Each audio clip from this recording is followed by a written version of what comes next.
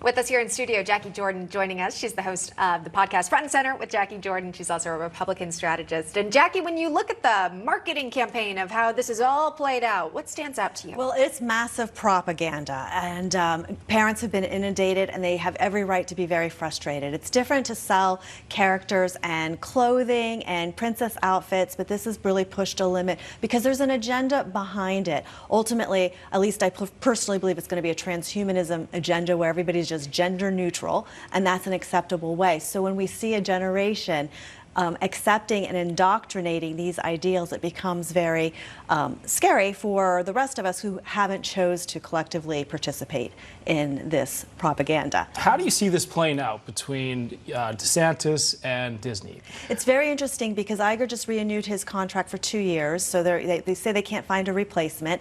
Disney's is not doing really well at all. Iger's talking about now dumping some of the TV assets, which is ABC and ESPN, which really aren't small. Those are huge. Exactly. Yeah. And you know, you've got the ESPN Center in Orlando, Florida, which is, you know, brand new, and they put a lot of money bringing all the cheerleader competitions down there, a lot of competitions. So there's a lot of investments for him to want to dump that. We know Disney's not doing really well at all.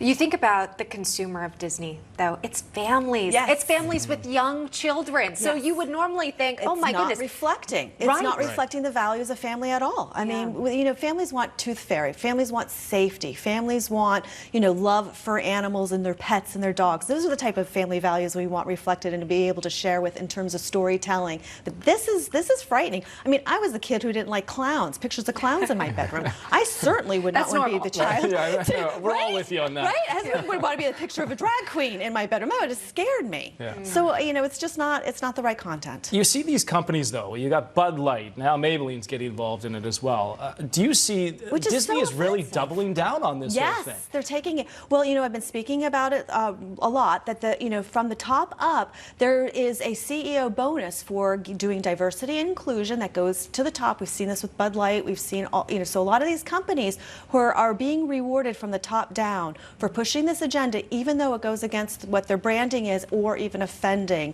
their customer base. Yeah, you've really got to know who's buying tickets to your theme parks, who's buying tickets to the merchandise and the princess dresses right now. Exactly. Yeah. All right, Jacquie, if you could stay with us, wanted to get your take on this. The immigration crisis is ongoing. We've learned now a third bus, like this one you see on your screen, carrying migrants has arrived in downtown Los Angeles. After a 30-hour trip from Texas, the group was met by LA Fire Department paramedics and social services, a small shelter now set up at a local church where the migrants are reuniting with family, getting acquainted to new surroundings. This is not new. Texas Governor Greg Abbott started busting all these migrants under his program last year, citing overcrowding in Texas immigration facilities.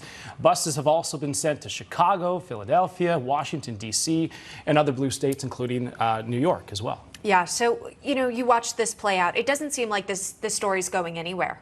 Well, you know, I left Los Angeles after 22 years because of this situation. It's a humanitarian crisis. That's being politicized and created. And furthermore, you know, I just, for my podcast, spoke with Lady Gaga's father, and because he's fighting here in New York, fighting and battling the city here in New York because he's now dealing with NIMBY. Not in my backyard. They've put migrants in his street without giving notification to the neighbors. So this is not just, you know, happening in LA. It's happening in a lot of communities. And, you know, I was in Nashville at the time where they were flying, the administration was flying in airplanes in the middle of the night. And, you know, who are these people? Then we hear their families are there, children are there. And, you know, we don't really hear the accountability factor of where all of these people go down the line. And lastly, I'll just say, you know, I always say to people who are very pro-migrant, I said, we have an immigration process, but how many people could you put in your living room before you were outrun of your own resources? Yeah, and California just, they approved this new law, bill for child human trafficking.